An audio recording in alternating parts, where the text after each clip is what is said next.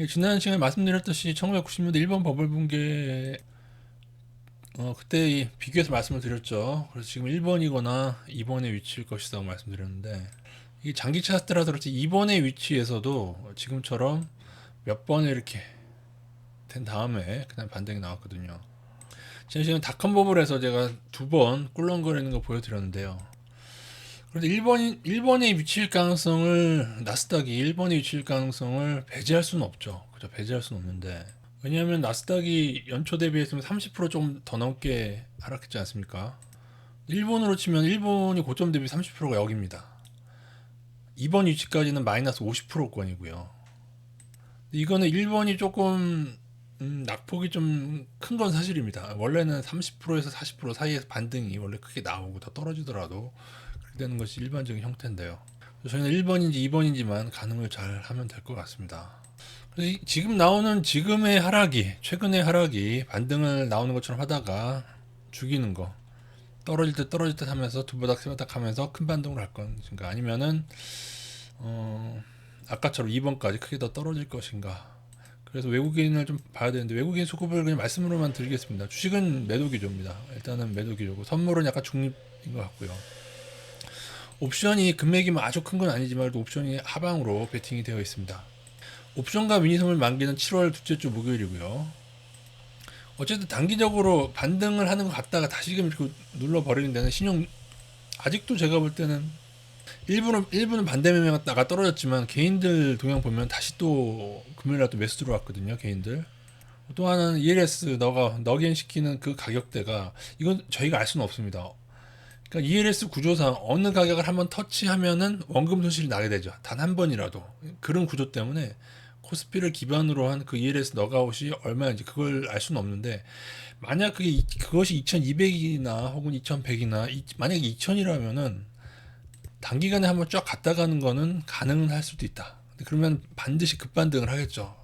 이건 어딘지 모르 이미 달성했을 수도 있습니다. 그러니까 요거는 그냥 약간 참고 정도 하시고 파생은 제가 볼 때는 이런데 옵션이 하방이긴 한데 그래도 선물이 약간 중립 위치라서 소폭 하방 정도로 보는 게 맞을 것 같습니다.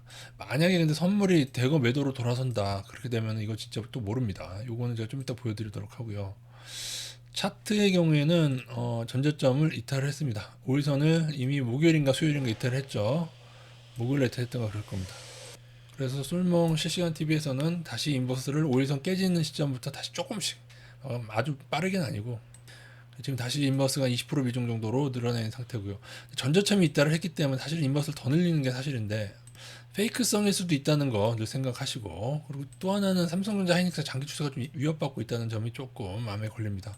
설명을 드리면은 예전에 제가 닷컴 버블 때도 반등이 온다고 해도 한 번, 두 번 하고 여기를 굳이 이렇게 누르고 크게 반등하는 거 보여드렸습니다. 지난 시간에 요 패턴 생각하자고 말씀드렸고 근데 요번에는 오히려 요렇게 하고 가는 경우도 있습니다. 요것도 생각하세요. 이렇게 요 정도인 경우도 있고 근데 보시다시피 지금 외국인 동향이 여기 보시면 요게 외국인 주식이거든요. 주식이 조금 계속 빠져나가고 있다.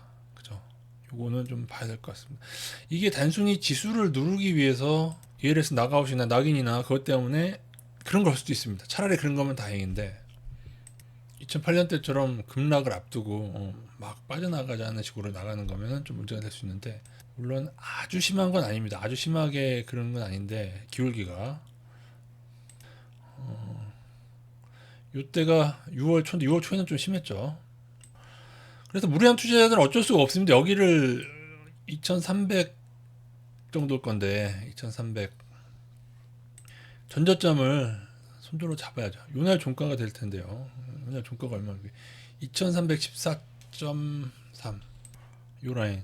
대신에 아까 패턴 보여드렸지 이건 회복하면 또 늘렸다 줄였다 반복을 해야 됩니다. 이거 자칫하면 또 반등을 놓칠 수가 있기 때문에 무리한 투자자들은 피곤하게 그냥 알아서 이렇게 한번 해보시고 정리식 투자자들은 정리식 투자 그냥 계속 하는 겁니다. 어차피 한번 크게 떨어져도 반등 오면 여기는 다시 나오는 가격대니까요. 이렇게 보셔도 되고 그나마 다행인 게 외국인 선물이 크게 매도가 아니라는 점 그거 하는데 조금 어려운 얘기 드리면은 선물업체 합성상 외국인 보시면 여기에 보면은 풋옵션이 어느 가격대 얘네들이 매수를 많이 했느냐 하면은 이 아랫단 여기 보이시죠? 200. 근데 이거는 근데 이게 무조건 하방에 베팅한다고 보시면 안 되고 이 가격대 많이 들어가 있죠. 290. 요거 코스피 200 지수가 지금 304인가 그렇습니다.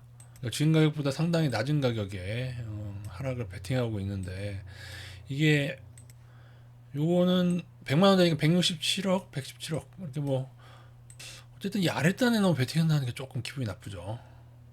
근데 콜오프도 매도는 그 시간 개념상 복잡한데 그 원래 콜오프도 가격 자체가 원래 조금 거품이 껴 있거든요. 만기가 조금 남아 있으면은 그걸 먹으려고 들어가는 건지 어쨌든 선물 자체로만 보면은 별거 없죠. 그래서 선물 자체는 큰 방향성이 없는데 옵션의 경우가 이렇게 이건 좀 많이 떨어져야 됩니다. 보시면은 어디서부터 이득 구가냐면 코스피 200 한 280선 아래로 가야지 얘들이 옵션 이득을 가져가야 됩니다.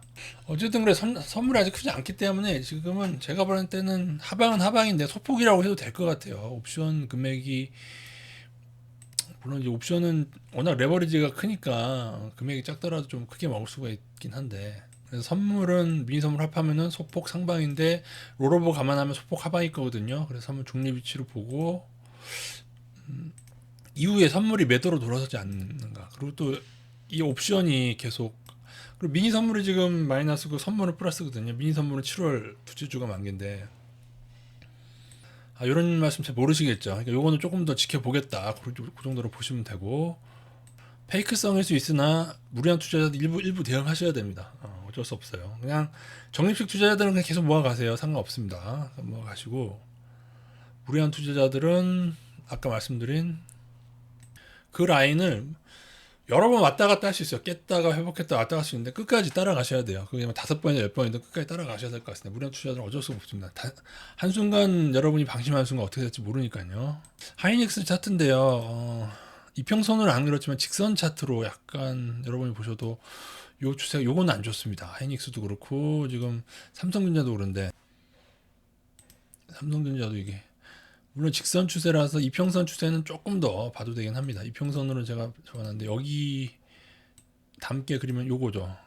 조금 남긴 남았는데 그러니까 3전 차트가 안 좋은 거죠. 하이닉스도 마찬가지고 좀 전저점을 깼단 말이죠. 이게 안 좋은 겁니다. 이게 늘 말씀드리지만 이 전저점들을 이탈하는 그 모든 지점이 제가 예전에 삼성전자 이거 여기 다 손절가 다 정해드렸는데 여기서도 손절해야 되냐라고 하는 페이크성이면은 화들짝 올라설 거니까는 근데 무리한 투자자들한테는 그런 옵션이 없어요, 여러분. 무리한 투자자들은 어떻게 하실 건데 여기서 누가 알겠어요? 지수가 2000까지 꼬라박기로 외국인이 정해버리면 어떻게 할 거예요? 물론 여기서 크게 반등 나오는 경우도 있었고 근데 일본은 안 그랬거든. 일본은 더 떨어졌잖아요. 고점 대비. 일괄 적용이 안 되는데 이게 여러분이 사람의 발자국까지 어떻게 맞추겠어요? 삼성전자도 무리한 투자자는 어쩔 수 없이 여기 손절을 잡아야 되는데 지금에 와서 손절을 잡으면 이거 여기까지 잡아야 되냐고 묻는다면 조금 네거티브하긴 합니다. 뭐 예를 들어서 뭐 45,000원 더 떨어져서 45,000원 찍더라도 그죠? 5만원 내지는 45,000원 가더라도 버텨라라고 하는 게 맞는 건지 좀 애매합니다. 근데 지금은 손절 다시 말씀드리면 삼성전자 하이닉스 다 마찬가지인데 여기를 손절로 때려서 줄이더라도 그러니까 다 줄이면 안 돼요. 지금 같은 시기에서 전량 매도한다 그거 안 됩니다. 그럼 털려요. 예를 들어 한 절반을 줄인다 뭐 그 정도 괜찮겠죠. 근데 그 절반도 반드시 이 라인이 회복하면 빠르게 쫓아 들어가고 또 깬다 또 조심하고 또 오른다 그럼 또 따라 들어. 이건 몇 번이건 하세요. 그러다 보면은 언젠가 방향을 이렇게 잡던 이렇게 잡다 할 테니까는 여러분이 그 방향대로 따라 들어가면 된다. 하이닉스도 마찬가지죠. 깨졌죠. 하이닉스를 좀 제가 예전에 손절가를 여기였죠. 여기였던 것 같은데 그죠? 손절가 제가 여기 정해드리지 않습니까 지난번에 그죠? 여기도 몇 번을 회복했다가 깼다를 몇 번 하더니 결국 깨고 그러니까 지치면 안 돼요. 여기 이 전저점 라인은 중요했습니다. 그죠? 그 이후에 이렇게 떨어진 거기 때문에 그 이후에 제가 한 번 더 여기 한 번 더 설정해 드리는 것 같긴 했죠. 여기도 그죠? 그 이후에 분들은 요 반등 노리고 좀 매수를 들어가셨을 텐데, 이 부분에서 늘리라는 의견 들어가셨을 텐데, 사실은 깨면은 전량 매도 아니더라 조금 줄이고 보는 겁니다. 이거는 다시 말하자 무리한 투자자 위주고, 정식 투자자들은 그냥 매수하세요. 그냥 정리식은 더 떨어지면 더 계속 살 수 있기 때문에. 그냥 하이닉스도 보면 좀 외국인 비중이 조금 하는데, 뭐 아직 하이닉스는 걱정할 수준은 아닙니다. 여기서 외국인이 진짜로 반도체를 안 좋아서 탈출을 하는 건지, 그거보다는 제가 볼 때는 지난번 하락 때는 파생 때문이었고, 요번에 하락은 개인들 마저 좀 눌러서 페이크성이 어떻든 간에. 그런데 만약 ELS 낙인까지 겹쳐 있고 나스닥이 더 하락하기로 돼 있다면은 한 번 더 찡하게 누를 수도 있습니다. 일단 금요일 나스닥이 반등을 했기 때문에 우리 증시도 월요일 오전장에 좀 반등하지 않을까 싶고요. 근데 그럼에도 불구하고 아까 정해드린 이 라인을 회복을 못하게 되면은 좀 비중을 줄여야 되겠죠. 여러분 얼마나 복잡하고 어렵습니까? 여러분 무리하게 해서 먹으려고 하는 게 얼마나 어려워요. 사실 차라리 이 시간에 여러분 더 저평가된 주식, 앞으로 더 잘 될 주식, 그리고 지금 원유 값이랑 농산물 가격 떨어지니까 거기에 대한 수혜 좀 화학이나 음식료 중에 뭐가 좋은지 그거 해야 될 시간에 제가 이런 건 알려드리고 있어야 되니 이거 안 해드릴 수도 없잖아요. 그냥 다들 무리하게 투자한 사람이 7, 80%고 여유자금 투자한 사람들이 20%나 되려나요? 그러니까 안 해드릴 수도 없고.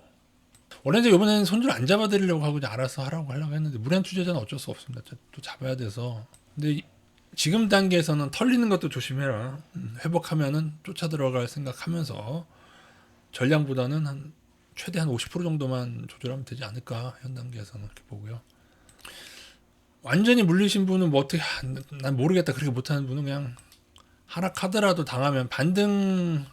제가 예전에 그 말씀 드렸죠. 이 단계는 여기서 더 떨어져서 지수가 10에서 20%더 떨어진다고 해도, 그죠? 그런다고 해도 회복될 수 있는 구간이다. 여름이나 가을, 늦여름이나 가을에 반등 나오면 회복될 수 있는 구간이기 때문에 그때 나오시면 되겠죠. 하이닉스는 삼성전자든 정리 투자자들은 겁낼 이유가 없는 게 지금 작년 실적 대비해서 엄청나게 좀 작년 실적 엄청 좋아졌어요. 하이닉스도 그렇고 삼성전자도 그렇고 지금 PBR, PER 한번 보십시오. 물론 작년 실적이 비대면 수혜주로 인한 잠시 그 다음에 앞으로 반도체 업황이 나빠질 거다 그럴 수도 있는데, 그럴 수도 있지만 정식 투자자들한테는 뭐 상관없는 구간입니다. 이 정도 여기서 뭐 아무리 실적이 더 나빠져도 상관없어요. 이 정도 레벨이면은 상관없단 말이죠. 그냥 묻어두는 장수자들도 그냥 둬도 돼요. 따지고 보니 반도체가 위기가 아니었던 때가 어딨어. 그 숱한 일본과 미국과 마이크론과 일본과 치킨 경쟁으로 지금보다 더 어려웠던 시기 다 지내고, 메모리 반도체 분야에서 두 기업이 글로벌에 앞서 나오고 있지 않습니까? 물론 외국인이 금융위기를 보고